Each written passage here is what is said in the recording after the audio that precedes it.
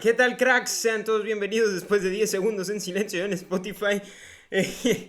Una disculpa para los oyentes de Spotify. Es más, vamos a hacer el siguiente ejercicio. Los de Spotify siempre se llevan tiempo extra, pero hoy se los van a llevar los de YouTube porque estos segundos están siendo exclusivos para YouTube. Vamos a contar hasta 3 y voy a iniciar la grabación para Spotify en 1, 2, 3. ¿Qué tal, gente de Spotify? Sean bienvenidos a la 16ª edición de su podcast favorito, Repartiendo Frescura. Suenan tambores y ruido de fondo como en el podcast del Canelo Angulo. Sean todos bienvenidos a esta pequeña cápsula. No lo vamos a decir episodio porque esta va a ser una cápsula de aproximadamente 20 minutos, algo leve, algo rápido, algo en el que vamos a hablar a un ritmo de vida y un ritmo en el cual no se me va a entender todo lo que digo, pero porque voy acelerado, vengo rápido. Hoy vengo express, vengo con esta playera que se ve bastante facha, vengo con un pelo algo largo, honestamente. Por eso mi gorra. Gorra, por cierto, de Maverick el Cuyo, edición limitada, salida a inicios de 2021, hace más de un año y medio. Es impresionante lo rápido que se va el tiempo. Y si tú quieres una, pues te vas a quedar queriendo. Espero que hayas comprado en su momento, compañero, porque ya no hay. De hecho, sí tengo una roja que jamás nadie ha utilizado. La tengo aquí, de hecho, de aquí la veo, pero... el problema con esa gorra es que está diseñada y dedicada para una rifa que estaba en pro de los bomberos veteranos de Villa Unión, cerca de Mazatlán, Sinaloa. De hecho, Villa Unión le pertenece a Mazatlán técnicamente, es una sindicatura, pero la rifa no se termina realizando. La gorra queda apartada, pero bueno, en vista de que está apartada para ellos y no se realiza la campaña, pues la dejé apartada, ¿no? Y aquí se quedó. ¿La pudiera vender? Sí. ¿La voy a vender? No. ¿Por qué? Porque es de los bomberos. Y si en algún punto se necesita una rifa, sería esa nuestra colaboración. Les quiero platicar, el tema de hoy, como ya vimos en el título del episodio, es revivir dinosaurios, pero lo planteamos como una pregunta, no como una realidad. Este miércoles, y a pesar de que tiene mucha publicidad, esto no es publicidad pagada, ojalá fuera publicidad pagada, este miércoles salió a cines Jurassic World Dominion. Impresionante, no tengo nada más que decir. La gente a la que le gusta esto, la gente que realmente somos fans de la saga, es increíble. Es para nosotros la magia que nos da una película nueva. Por más de que haya críticas, de que el guión, de que la película se haya ido mucho por el tema de la acción y no por tanto por el tema, digamos, un tema más construido, un tema más bonito, más tiempo en la zona de los dinosaurios, eso hubiera sido hermoso. Pero me gustó porque cambian esa dinámica de que, porque si te das cuenta, las tres películas de Jurassic World, las tres películas de Jurassic Park, bueno, dos de Jurassic World, tres de Jurassic Park, las 5 películas de la franquicia, transcurren prácticamente en el mismo escenario, ¿no? Prácticamente toda la película están en el espacio en el cual hay dinosaurios al acecho, en el cual están en un peligro, pero están en medio de la jungla. Si tú analizas Jurassic Park 1, 2 y 3, es básicamente lo mismo. La única diferencia, claro, es la finalidad. En Jurassic Park 1 nos sorprenden con la magia de un mundo con dinosaurios, ver a personas interactuar con dinosaurios, la magia de la genética. Empiezan a introducir ese concepto, un concepto que muy poca gente conocía en ese entonces, recordando que la primera película sale en el 93, si no me equivoco. Yo no soy un analista de cine, como se podrán dar cuenta, yo no soy alguien que sabe mucho del tema, no para nada, Al contrario, yo soy hasta cierto punto, uy, casi tiro el cargador de la compu, soy bastante ignorante en este sentido, porque realmente yo no sé de cine, realmente yo lo único que consumo son estas películas comerciales. Yo no soy esa persona que te va a invitar a ver cine de culto, que es totalmente respetable y realmente admiro a aquellas personas porque es un hobby, ¿no? Es un hobby de la misma forma que a mucha gente le gusta ver otras cosas, yo que sé, arte sobre todo, la danza, películas. Yo no me voy a ir a ver un fútbol exótico, por ejemplo. No soy Maldini, pero bueno, hay gente, ¿no? Es un ejemplo únicamente. Porque hay que recordar que cada quien tiene sus propios gustos. Que, por ejemplo, hay mucha segregación en cuanto, no, a ti te gusta... Un ejemplo, a ti te gusta, no sé, el rock and roll, a mí me gusta el pop. Y el rock and roll es basura. No es cierto, viejo, no es cierto. El rock and roll no tiene por qué ser basura. El rock and roll es un género, digamos, si es un género, se podría considerar, no sé, música tampoco. Pero es tan igual y es igual, es lo mismo que el pop. Nada más que tiene una diferente percepción, ¿no? Y diferentes personas terminan siendo agradadas por este tipo de género, ¿no? Al final de cuentas todo depende de la percepción. Esto ya lo hemos hablado en muchos episodios anteriores, pero lo que puedo decir es que primordialmente Jurassic Park tiene una magia que te hace sentir esa sensación de tener dinosaurios en el mundo real. Siempre nos habían planteado dinosaurios en un hábitat de dinosaurios, ¿no? En un hábitat sin humanos, sin construcciones, sin carros, sin calles. Esta película te cambia eso. Y no quiero hacer spoilers, pero es muy buena. A mí me gustó mucho, a pesar de que no es no está a la altura de Jurassic Park 1, obviamente. No está a la altura de Jurassic World incluso. Pero es muy buena. La película me encantó, me gustó mucho Jurassic World 3, porque te revive esa esencia, te recuerda esa magia. Y el punto de tocar este tema es que a veces nosotros analizamos y creemos que es realidad todo lo que vemos y creemos que es posible. Y el otro día yo escuchaba a Adrián Marcelo, que me salió en Facebook el video, y yo escuchaba que él decía que sí era posible y que los chinos y no sé qué. Está bien, al final de cuentas es entretenimiento. Entonces yo dije, hay mucha gente que realmente está convencida que lo que pasa en Jurassic Park es posible. Y hay mucha gente que realmente está convencida de que se puede hacer y de que ya tenemos la tecnología, pero que hay reglas y normas que nos prohíben hacerlo. Y realmente la respuesta es que no. ¿Hay reglas de bioética? Sí, hay muchas reglas, está el protocolo de Helsinki y demás. Hay muchas reglas de bioética que se encargan precisamente de cuidar a los sujetos de prueba en experimentos, ¿no? Llámese, hay muchos tipos, llámese experimentos en humanos, que existen hasta cierto punto con las vacunas. Con las vacunas hubo sujetos de prueba en experimentación, a pesar de ser una vacuna que ya había pasado por varias fases, probándose su seguridad, ¿no? Pero de la misma forma son reglas que cubren para investigaciones, por ejemplo, como las de Walter Reed. Walter Reed, para quien no lo conozca, era un militar médico estadounidense que trabajó en Cuba mientras estaba la fiebre amarilla. Después, ¿por qué no podríamos hacer un podcast acerca de su trabajo? Él trabajaba con mosquitos que transmitían la enfermedad, que según su propia teoría, eran los mosquitos quienes la propagaban, y esa era la razón por la cual en verano aumentaban, y que a pesar de que personas en casas distintas, pero que vivían cerca, a pesar de no tener un contacto directo, podían contagiarse y morir de la misma enfermedad. Él experimentó no con animales, a diferencia de, no sé, a diferencia de Pasteur, a diferencia de Koch, a diferencia de todos ellos, Walter Reed no experimenta con animales, no experimenta con conejillos de indias, no experimenta con conejos, con ratas, con vacas, no, él experimenta única y exclusivamente con humanos. Lo cual fue un hito, algo que para la bioética marcó un antes y un después, y sobre todo para la farmacobiología. El punto es, y para la farmacéutica, claro está. El punto es que después de haber analizado este caso, podemos darnos cuenta que en efecto hay normas de bioética y que en efecto hay situaciones que pueden o no afectar la forma en la que nosotros percibimos el mundo y en la forma en la cual podemos hacer uso responsable de la ciencia. La diferencia o el margen, creo yo, tiene lugar en otro espacio. Y ese espacio se llama la posibilidad. Hay que recordar que es un concepto que hemos definido muchas veces, que la posibilidad es algo que puede o no pasar, tan sencillo como eso. Y la probabilidad es qué tantas chances, por así decirlo en un lenguaje más coloquial, qué tantas chances tiene esa posibilidad de pasar. Es decir, una pregunta muy básica, ¿el foco sirve o no? ¿Es posible? Sí es posible que el foco sirva. ¿Qué probabilidades tiene de servir? Bueno, hay que hacer cuántos años tiene, quién lo produjo, cuánto tiempo ha estado encendido, si ya ha estado encendido antes, sirve la toma de corriente, muchos porcentajes. Pero bueno, ¿cómo lo podemos comprobar? Prendemos el foco, apagamos el foco, tan sencillo como eso. Respuesta, el foco sirve. ¿Es posible? Sí. ¿Es probable? También. Entonces sirvió.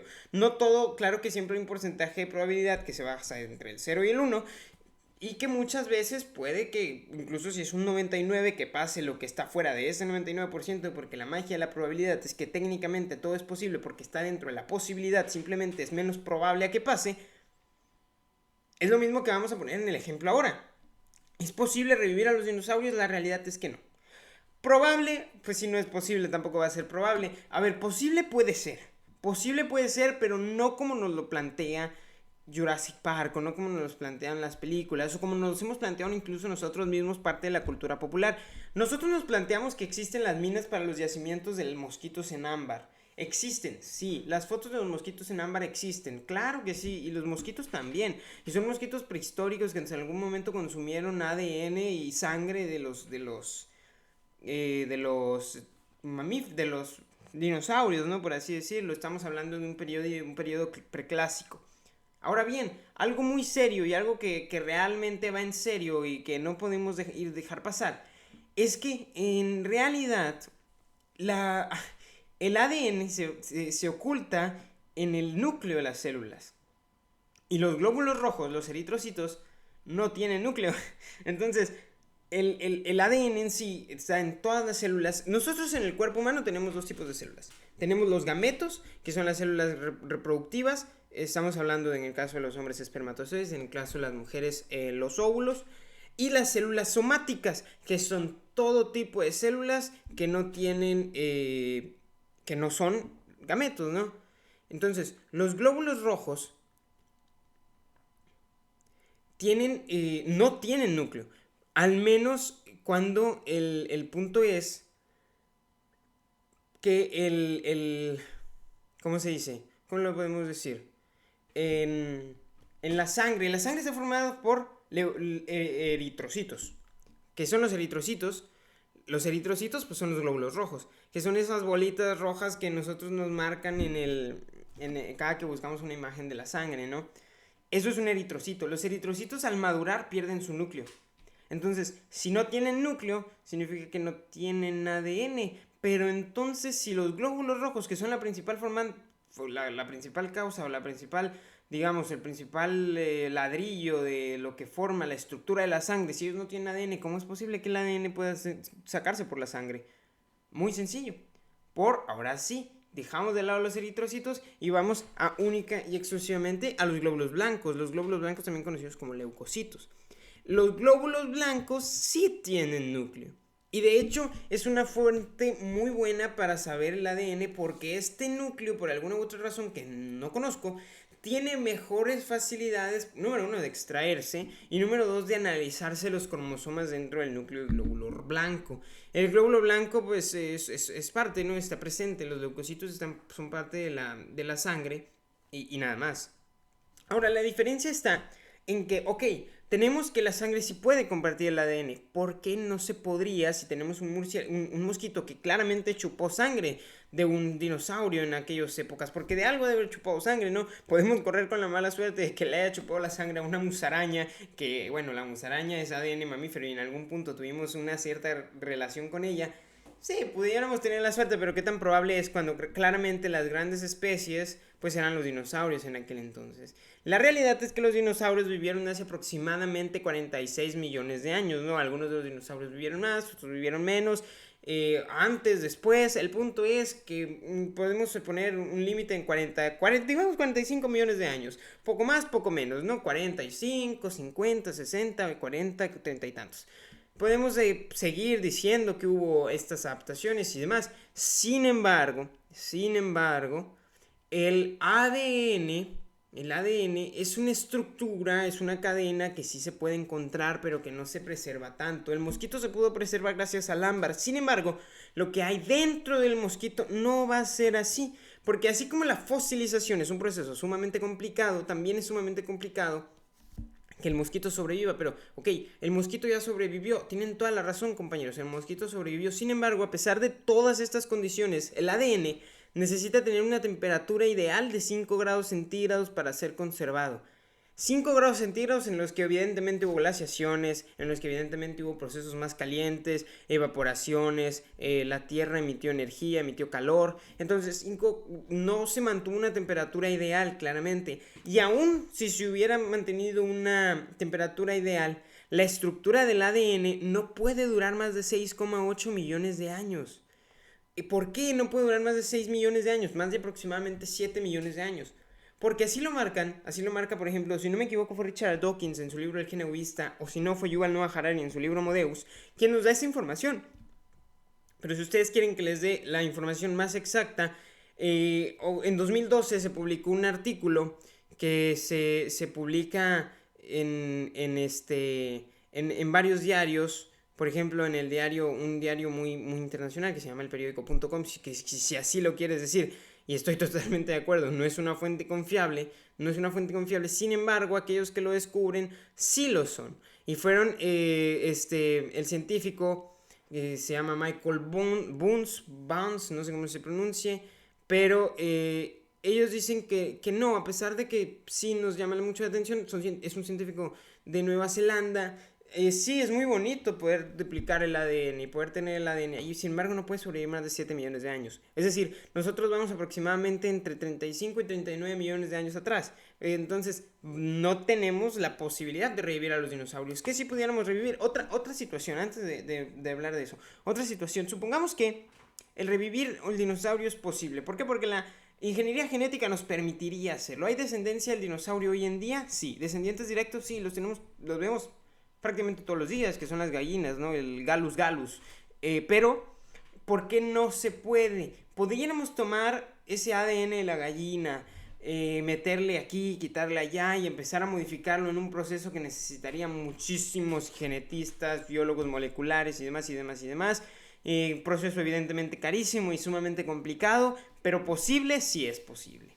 Si hubiera la inversión y la necesidad y las ganas de hacerlo, posiblemente modificar genéticamente a una gallina para que se parezca a un dinosaurio, pues sí sería posible. El problema es que no podemos saber exactamente cuál es la cadena que tenemos que seguir. O sea, podemos basarnos en, si quisiéramos revivir un mamut, podemos basarnos en el elefante, que son sumamente parecidos genéticamente.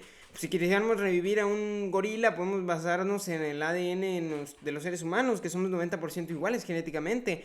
Pero no tenemos una guía para basarnos para el ADN de los dinosaurios. Hay mucha diferencia entre el ADN de una gallina y el ADN de un raptor.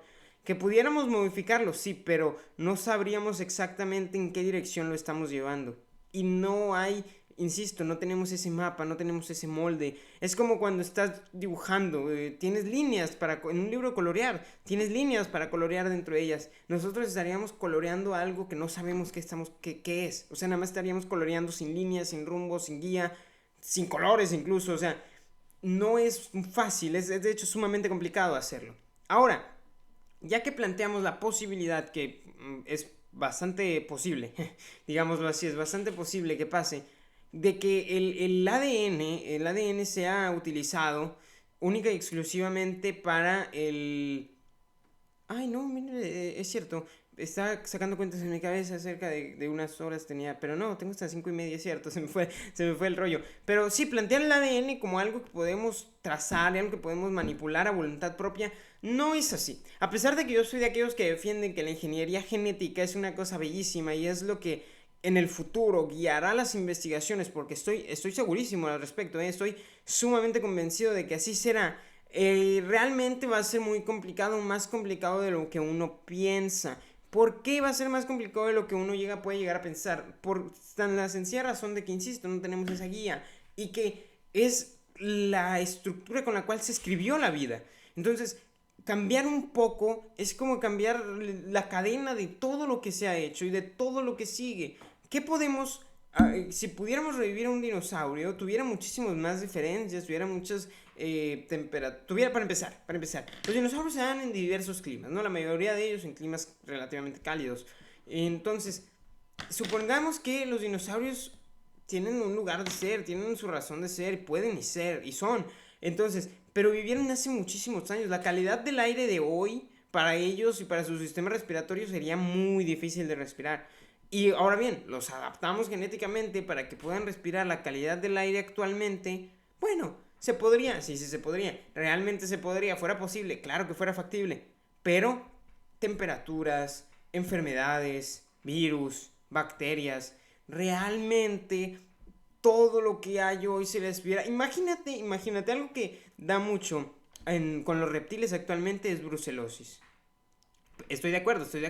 Los dinosaurios no todos son reptiles. Hay muchos reptiles, porque hay una frase que dice, y es importante recordarla, todas las aves son dinosaurios, pero no todos los dinosaurios fueron aves. Entonces, plantear esta situación nos dice que imagínate, les da brucelosis, les da rabia incluso, con todas estas enfermedades que relativamente son contemporáneas, van a morir al instante, y un animal tan poderoso como un Gigantosaurus, por así decirlo, que es el animal terrestre más grande que ha existido, con rabia. Imagínate, si de por sí ha de ser temperamental el muchacho, imagínatelo con rabia. Entonces, plantear la idea de revivir a un dinosaurio es prácticamente imposible. Revivir otras especies es posible, Manny.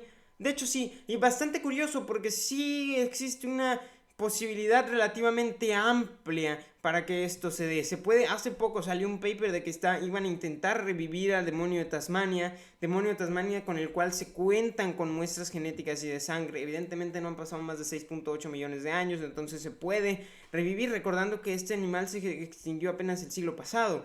¿Podemos revivir a un mamut? Bueno, va a ser un poco más complicado, pero de hecho sí es posible. El ADN puede seguir ahí, intacto prácticamente. Y si faltan algunos huecos, tenemos un pariente sumamente cercano, que es el elefante. Entonces, para concluir esto, les puedo decir que sí podemos revivir algunas especies, pero que revivir dinosaurios no va a ser tan fácil como suena. Y nada, simplemente agradecerles por escuchar esta pequeña cápsula. Fue un capítulo corto, quería analizarlo. Vayan y vean Jurassic World, 100% recomendada de mi parte. Tal vez no sea lo que uno espera, pero la verdad es que cumplió. Es buena. Y nada, los veo pronto con otro nuevo capítulo, en otra nueva cápsula. Me despido. Ustedes saben que Maverick el Cuyo va a sacar una nueva colección repartiendo frescura by Maverick el Cuyo. Los quiero mucho, cuídense. Y yo sé que la vida no siempre es lo más fácil, pero les aseguro que sí es lo más bonito. Nos vemos y muchas gracias por estar aquí, cracks. Honestamente les agradezco que se han llegado hasta el final del video. Cerramos grabación para Spotify y cerramos grabación ahora para también YouTube. Bye bye.